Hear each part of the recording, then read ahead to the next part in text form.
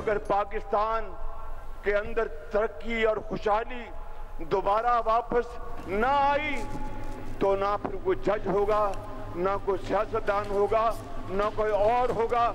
मुझे यकीन है कि ये जजेस इनमें से अक्सरियत ऐसी है जो कि पाकिस्तानी है, पाकिस्तानी सोच रखती है, मगर चंद काली भेड़ें जो इमरान नियाजी के लिए चुने हुए हैं। आज मैं इन जजेस की खिदमत में ये बात बड़े अदब से करना चाहता हूँ कि नवाज शरीफ के जमाने में तो कई साल जमानतें नहीं होती थी। आज दिन रात ये मशवरे होते हैं कि किस तरह इसको जमानत पर रहा करके इसके तमाम जुराइम खत्म कर दिए जाएं। मैं आज कहना चाहता हूं इमरान नियाजी, तुम्हारी ये तमाम साजिशें नाकाम होंगी।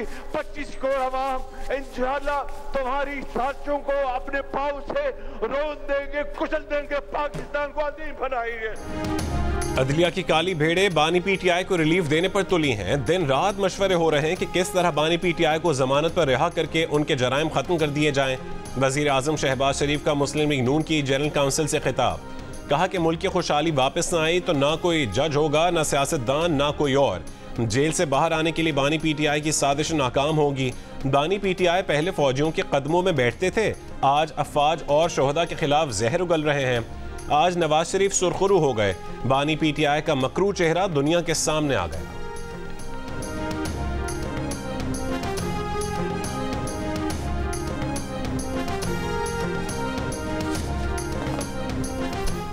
आज वो इमरान नियाजी वो जो उस वक्त फौजियों के कदमों में बैठता था, आज पाकिस्तान के हवाले से आज मुजीबुर रहमान और दूसरों का मुकाबला करता है। मैं इमरान नियाजी आपको बताना चाहता हूं, वो वीडियो अगर इस स्क्रीन पे अगर आज चल जाती कि लंदन में आपने बैठकर पाकिस्तान की फौज और अफसरों और जवानों और शहीदों और गाजियों के बारे में जो आपने जहर उगला था और ऐसी जुबान इस्तेमाल की थी कि कोई और होता तो शायद जुबान काट देता। इमरान नियाजी चेहरा आपका मकरू चेहरा पूरी कौम के सामने है। जर्नैल ज़हीरुल इस्लाम अपनी खुद बात करता है। सुने, हमने मुख्तलिफ पार्टियों को ट्राई किया, हमने तीसरी फोर्स को अलाउ किया। वो तीसरी फोर्स हमें लगा कि शायद डिलीवर कर सकती है। इमरान खान साहब, आप हमें ताना देने से पहले या हम पर उंगली उठाने से पहले आप हमें बताएं कि ये तीसरी फोर्स जो है वो आप नहीं थे। बताएं जरा, बता दें आज। अगर वो आप नहीं थे तो मैं सियासत से रिटायर होकर घर चल जाने को तैयार हूं। वो आप थे। आप क्या यही वो अंपायर की उंगली नहीं थी जिसके इमरान बार बार जिक्र करता है? अंपायर की उंगली, ये वही था अंपायर। बानी पीटीआई हम पर उंगली ना उठाएं, पहले बताएं कि क्या जनरल रिटायर्ड ज़हीरुल इस्लाम की तीसरी क़ुव्वत वो नहीं थे? किसके कहने पर बानी पीटीआई बड़ी बड़ी धमकियां देते थे? क्या यही वो अंपायर की उंगली नहीं थी जिसका आप जिक्र करते थे? मुस्लिम लीग नून के नौ मुंतखब सदर नवाज शरीफ के बानी पीटीआई से ताबड़तोड़ सवाल, कहा कि 4-5 लोगों ने 2017 में मुल्क की खुशहाली छीन ली। अवामी हुकूमत का तख्ता बानी पीटीआई की मदद से उल्टा गया। जमहूरियत को बानी पीटीआई की मदद से पटरी से उतारा गया। बानी पीटीआई पहले इन बातों का जवाब कौम को दें, फिर हमसे बात करें। कोई बताए कि हम पर झूठे केस क्यों बनाए थे? बानी पीटीआई पर कौन सा केस झूठा है? टांगे खींचने का सिलसिला 1977 से जारी है। हमने अपने पैरों पर खुद कुल्हाड़ी मारी है।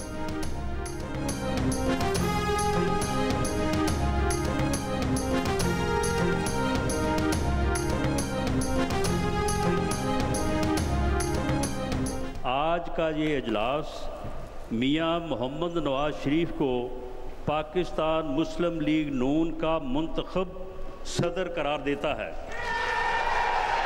जो मेंबरान इस करारदाद के हक में हैं वो खड़े होकर अपनी तईद और मंजूरी का इजहार करें।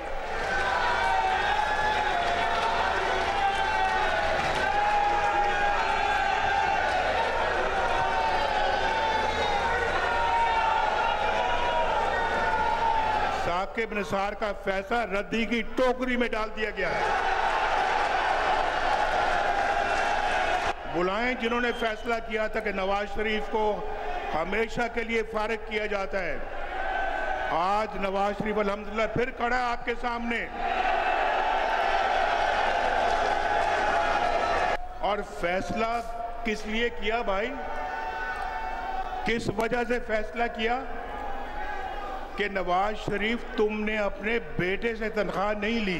भाई बेटे से नहीं ली ना मैंने, तुम्हारे बेटे से तनख्वाह तो नहीं मांगी थी मैंने। नारों और तालियों की गूंज में नवाज शरीफ मुस्लिम लीग नून के सदर बन गए। भाई शहबाज शरीफ और बेटी मरीम नवाज ने गले लगकर मुबारकबाद दी। शुरका के नवाज शरीफ के हक में पुरजोश नारे। नवाज शरीफ ने कहा है कि साकिब निसार ने जिंदगी भर के लिए पार्टी सदारत से हटाया था, कारकुन वापस ले आए। कारकुनों ने साकिब निसार का फैसला रद्दी की टोकरी में डाल दिया। बुलाएं साकिब निसार को और दिखाएं कारकुनों का फैसला। अपने बेटे से तनख्वाह नहीं ली थी, तुम्हारे बेटे से तो नहीं मांगी थी।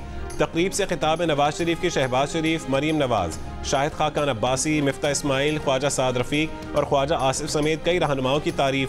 कहा कि बहुत से लोगों ने उनके और शहबाज शरीफ के रिश्ते में दरारें डालने की कोशिश की, लेकिन शहबाज शरीफ ना झुके ना डोले। लीगी रहनुमाओं ने जमा मर्दी से जेलें काटी, लेकिन उफ तक ना की।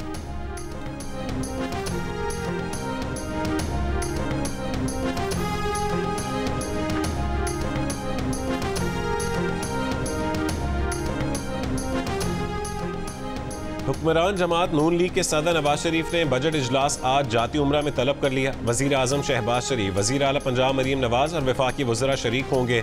इजलास में सूबाई वज़रा और मुतालिका महकमों के हुक्काम शरीक होंगे। ज़राए के मुताबिक इजलास में वजीर खजाना मोहम्मद औरंगजेब, नायब वजीर आजम इसाक डार की भी शिरकत मुतवक्के है।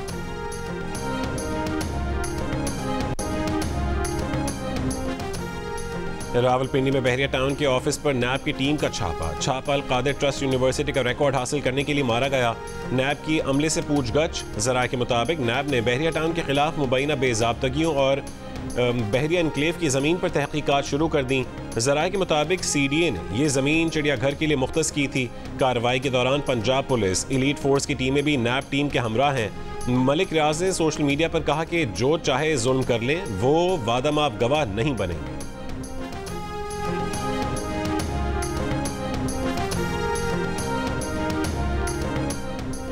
वज़ीर दिफा ख्वाजा आसिफ का कहना है कि तनाव दिन ब दिन बढ़ रहा है। हर इदारा अपने तहफ़्फ़ुज़ के लिए फसलें खड़ी कर रहा है। तासुर उभर रहा है कि उस वक्त अदलिया पर बरसर पैकार है और इसमें सबसे बड़ा इशू बानी PTI का है। प्रोग्राम आज शाहजेब खानज़ादा के साथ में गुफ्तगू करते हुए कहा कि वो समझते हैं कि बानी PTI के केसेस में रिलीफ देकर वो मौजूदा हुक्मरानों को मजबूर कर देंगे कि वो उनकी शराइत पर सुलह सफाई कर लें। अब अव्वल और आखिर दबाव हमारे ऊपर है, क्योंकि ये मुंतखब हुकूमत ही होती है जिससे रुखसत होना होता है। वज़ीर आज़म शहबाज शरीफ ने गैर एलानिया लोड शेडिंग खत्म करने का हुक्म दे दिया। नुकसान पर चलने वाले फीडर्स पर भी लोड शेडिंग का दौरानिया कम करने की हिदायत कर दी। इजलास में मरीम नवाज ने खबरदार किया कि खाद की ज़ख़ीरा अंदोज़ी और स्मगलिंग रोकने में कोताही बर्दाश्त नहीं की जाएगी।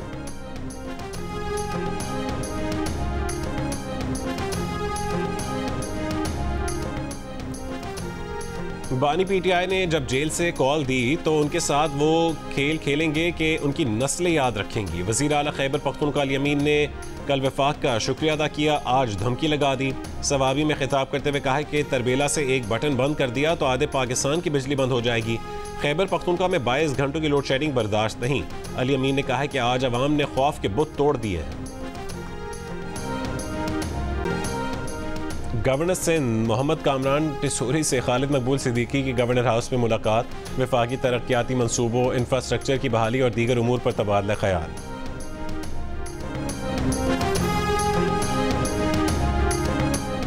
पाकिस्तान की एटमी ताकत बनने से खित्ते में ताकत का तवाज़ुन कायम हुआ।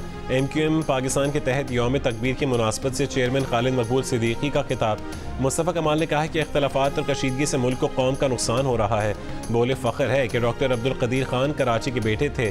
गवर्नर सिंध का कहना है कि यौम तकबीर मुल्क की सलामती के लिए सियासी अस्करी क़यादत के अज़म का सबूत है। आलमी बिरादरी तस्लीम करती है कि पाकिस्तान ज़िम्मेदार एटमी रियासत है।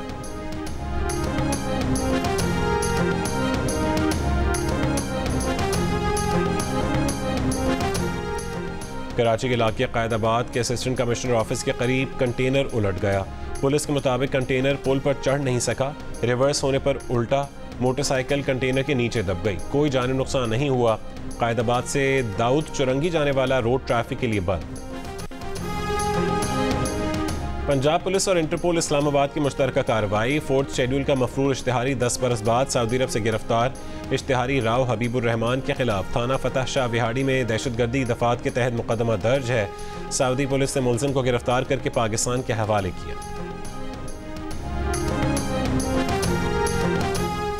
ईरानी सदर इब्राहिम रईसी और रफ़क़ा की याद में कराची में दुआया इज्तिमा और चराग रोशन महफिल। शाह खुरासान रोड पर मुनक़्क़िद तकरीब में ईरानी कौंसल जनरल की भी शिरकत। अल्लामा फ़िरोज़ुद्दीन रहमानी ने कहा है कि बहैसियत सदर इब्राहिम रईसी ने सबसे पहले गासिब इसराइल के ख़िलाफ़ कार्रवाई की। मौलाना हमीद काज़मी ने कहा कि इब्राहिम रईसी की शहादत के बाद उम्मत मुस्लिमा अजीम लीडर से महरूम हो गई।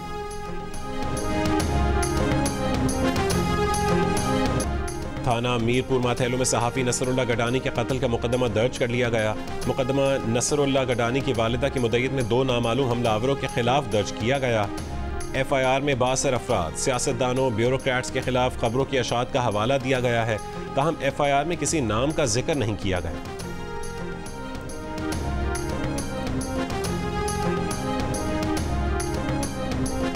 बैरून मुल्क मेडिकल तालीम के लिए NOC की शराइत लगा दी गई। अगले सेशंस के लिए तलबा को Pakistan medical and dental council से NOC लेना लाजमी करार।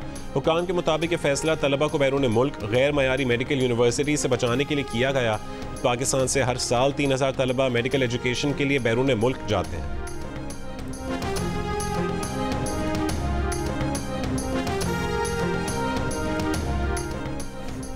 शिमाली वजीरिस्तान के इलाके रज़मक में नामालूम अफराद ने लड़कियों के स्कूल को आग लगा दी। स्कूल के कंप्यूटर्स, फर्नीचर और दीगर सामान जल गया। वाक़े के बाद मुल्ज़िमान फरार, तलाश जारी। मागला की पहाड़ियों पर जंगल में आग पर मुकम्मल तौर पर काबू पा लिया गया। आग बुझाने के अमल में 200 से ज़्यादा फायर फाइटर्स, 2 हेलीकॉप्टर समेत फायर ब्रिगेड की गाड़ियों ने हिस्सा लिया। तेज़ हवा और गर्म मौसम की वजह से आग पर काबू पाने में मुश्किलात पेश आईं। इस्लामाबाद और मागला में जंगलात और झाड़ियों में एक ही दिन 15 मकामात पर आग लगने के वाक़यात। वफाकी वज़ीर दाखिला मोहसिन नकवी ने नोटिस लेते हुए तहक़ीक़ात का हुक्म दे दिया। वफाकी वज़ीर दाखिला की वाक़े की FIR दर्ज करवाने की हिदायत। कहा कि एक रोज़ में 15 मकामात पर आग लगने के वाक़यात की तहक़ीक़ात के लिए फ़ौरी कमेटी तश्कील दी जाए।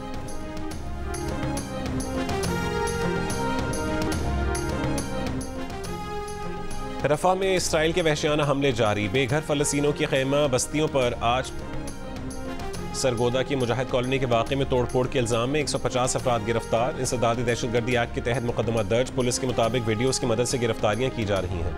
रफ़ा में इसराइल के वहशियाना हमले जारी। बेघर फ़लस्तीनियों की खैमा बस्तियों पर आज फिर बमबारी।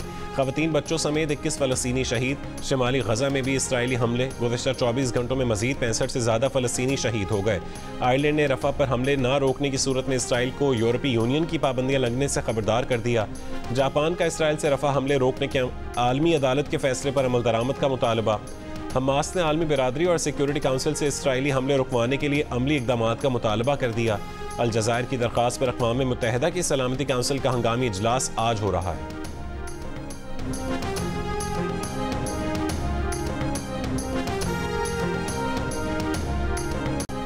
पेरिस में फ़लस्तीन के हामियों और पुलिस में झड़पें। मुजाहिरीन का फ्रांसीसी हुकूमत से इसराइल के खिलाफ सख्त इक़दाम का मुतालबा।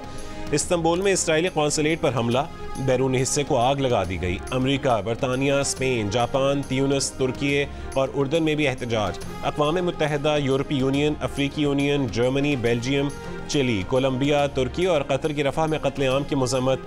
कैनेडियन वज़ीर ख़ारजा का इसराइल से आलमी अदालत के फैसले पर अमल दरामद का मुतालबा।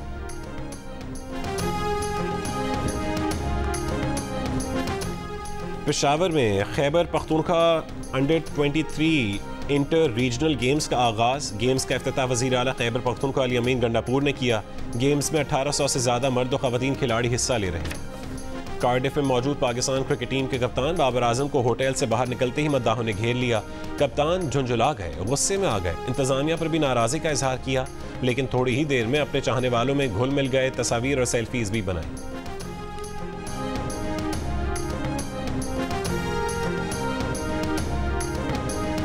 हसीना आलिम के मुकाबले में पहली बार खूबसूरत चेहरे का अवार्ड 60 साल की अर्जेंटीना की हसीना एलेहांद्रा मारिसा के नाम रहा। एलेहांद्रा की मिस यूनिवर्स बनने की ख्वाहिश पूरी ना हो सकी।